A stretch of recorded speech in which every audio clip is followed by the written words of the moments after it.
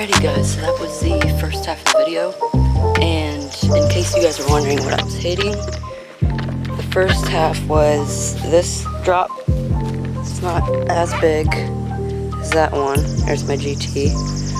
So I was riding off that, you guys saw, come down here, and I would clean this. That is one of my old plastic ramps. And this is one that I built. It's identical to that one. This one's wood.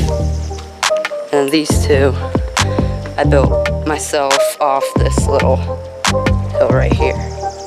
So I'll see you guys in the second half.